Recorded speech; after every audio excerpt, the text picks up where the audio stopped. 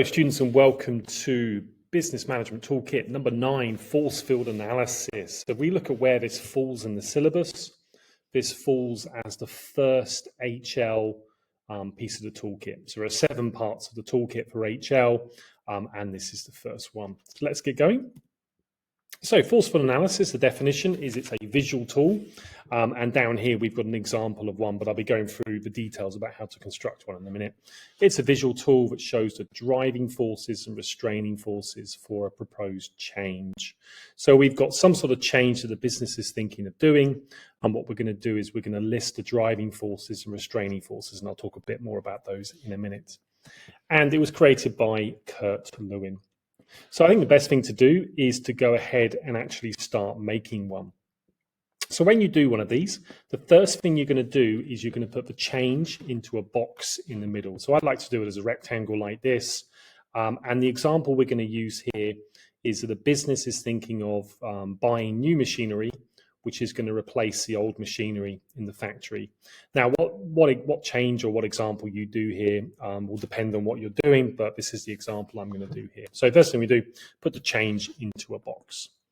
The second thing we do is we put the driving forces on the left-hand side.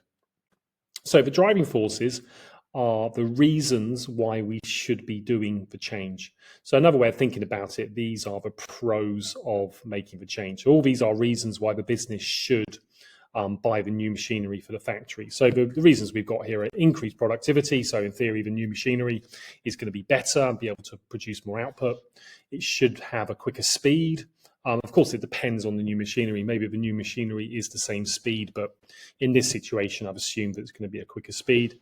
And then new machinery, in theory, should need lower maintenance costs. The newer machines should break down less often and therefore need lower amounts of money spent on maintenance. And what you want to do here is you want to make sure you've got an arrow. So the Forcefield Analysis have arrows going both ways like this, we're going to see. So you're going to put the arrows over here. You don't have to put the reasons into the arrows. You could put the reasons to the left of the arrow or to the right if you wish to.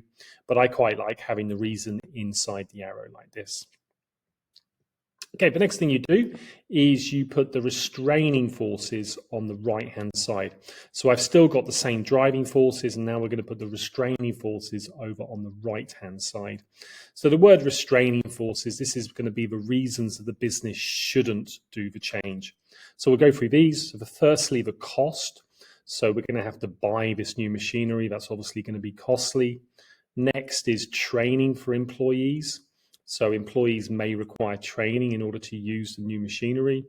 And then we've got the disruption during the replacement. So in this situation, I've assumed that when they replace the machinery, there's going to be a period of time when there's zero production because they have to take the old machinery away and put in the new machinery.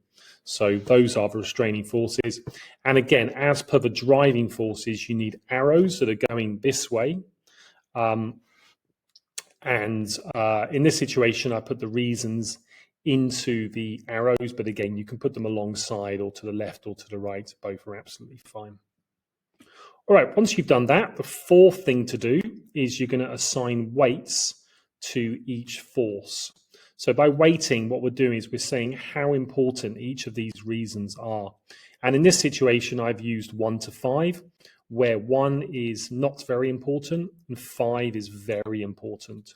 So for the driving forces, you can see that here, again, I'm making these numbers up, but in this situation, I've assumed that the increased speed of production is the most important driving force. So I've given this a very important, and then lower maintenance costs, I've given this a 1, so it's not very important.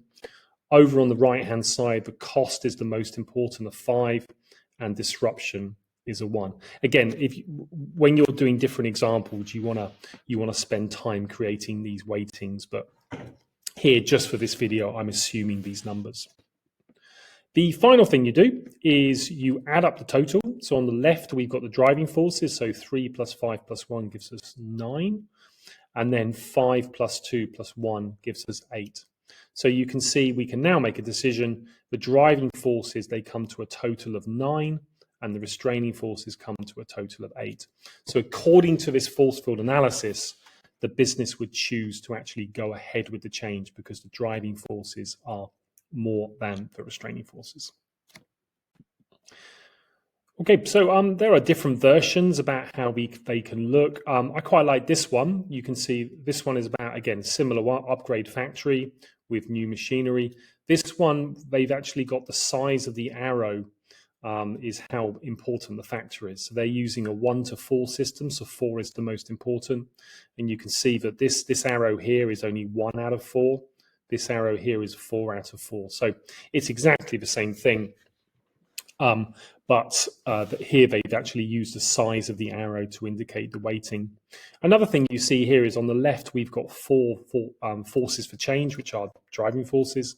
And on the right, we've got 5 restraining forces. So it might not be that you have equal number of forces on either side, and you certainly don't need to have that. All right, so some pros and cons of using a Forcefield analysis.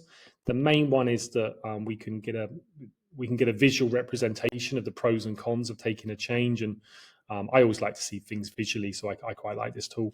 And also it gives us a final number to help make a decision. So we saw earlier that the driving forces was 9 and the restraining forces were 8. So therefore, according to the Forcefield analysis, we have an answer.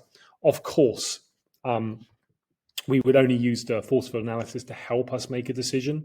There are obviously going to be other factors that we need to consider, but it's something we can use. And again, it's a BM tool. This tool is something that helps us do something, so it can help us make a final decision.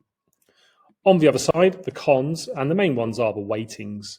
So you can see that when I did it, I was using a fictional company. In reality, if management was to use a Forcefield analysis, then they would be far more informed about how to make the weightings. But again, they're approximations and they may be incorrect. And if you get the weightings incorrect, then you're going to get the wrong answer at the bottom. And there's also bias in assigning the weightings. So it could be that you do a Forcefield analysis, but you've already made a decision actually. And so when you're doing it, you assign the weights to make sure that you get the answer you want. So it's important to be objective when we're using this. All right, that's BM Toolkit number 9.